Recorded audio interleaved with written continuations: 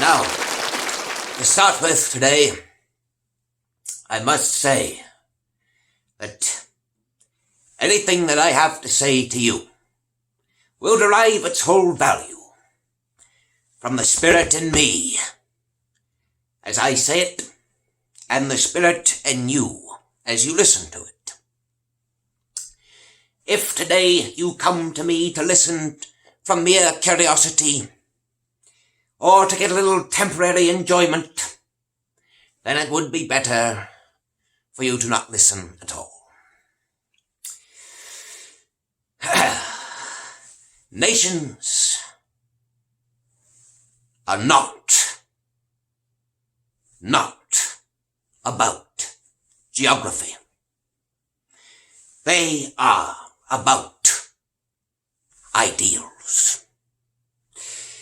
Americanism means the virtues of courage, of honor, justice, truth, and sincerity. The virtues that made America.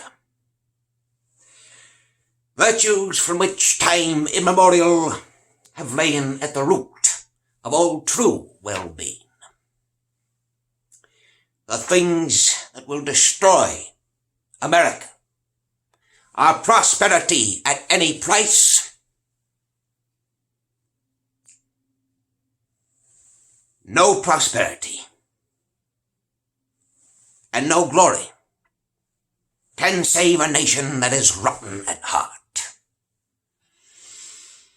If this nation has not the right kind of ideal in every walk of life, if we have not in our souls the capacity for idealism, the power to strive after ideals, then we are gone. No nation ever amounted to anything if it did not have within its soul the power of fealty to a lofty ideal, to leave our heritage enlarged to those who come after us. We must above all preserve the power of devotion to a lofty ideal. It is this that made Washington great. It is this that made Lincoln great. And it is this that will make men great in times to come, not merely in great crises, but in all the affairs of life. For if a man does not have an ideal and try to live up to it with every fibre in his being, then he becomes a mean, sordid, base creature. In our hearts we must have this lofty purpose, and we must strive for it in all sincerity and earnestness, or our work will come to nothing. In order to succeed, we need leaders of inspired idealism, leaders to whom are granted great visions, who dream greatly and strive to make their dreams come true, who can kindle the people with the fire of their own burning souls. The leader, for the time being, whoever he may be, is but an instrument. The government is merely us, you and I. We are the government. It is nothing more than that. Our public life and the survival of our nation depend upon men who will take an active interest in public life and the survival of our nation. Men whose character is so high that baseness would shrink ashamed before them. In everything, what we need are men who will work with a high ideal. The great fundamental issue which now lies before our people can be stated as brief. Are the American people fit to govern themselves, to rule themselves, to control themselves? I believe that they are.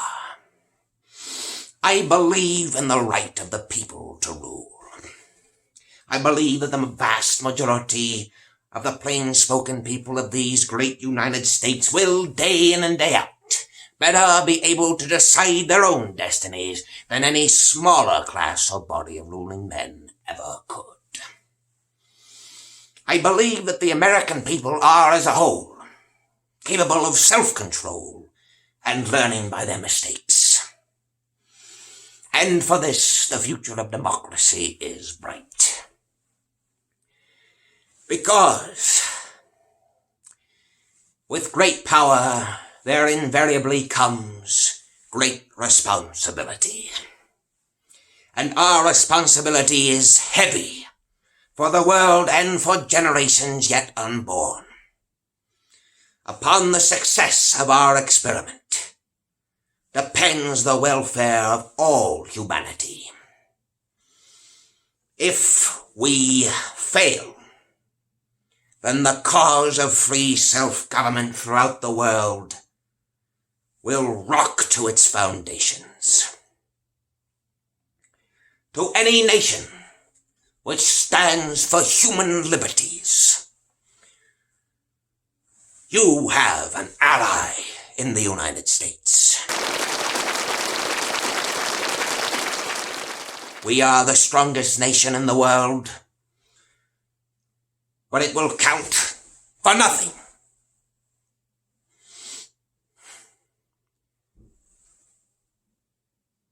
if we are not generous and dedicated to justice beyond our own borders.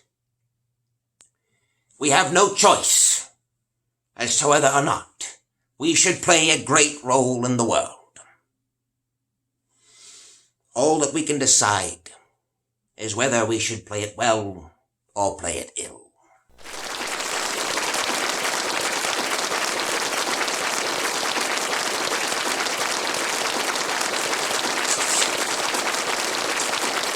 The moral infrastructure is the foundation upon which the physical infrastructure is built. And the physical without the moral is useless. All our extraordinary material development, our wonderful industrial growth, will go for nothing. Nothing. Unless with that growth goes hand in hand the moral, the spiritual growth that will enable us to use aright the other as an instrument. In the long fight for righteousness, we need all the wisdom and the purpose we have at our command to uplift humanity. This is our end. The methods for achieving the end are merely expedients, to be accepted or rejected, as experience shows they work well or ill. If we cannot obtain it all in one leap, we can still advance step by step, and eventually we will get there. The nation, like the individual, cannot commit a crime without impunity. If we are ever guilty of brutal violence, whether our guilt consists in active participation or mere connivance, we shall surely suffer later for what we have done.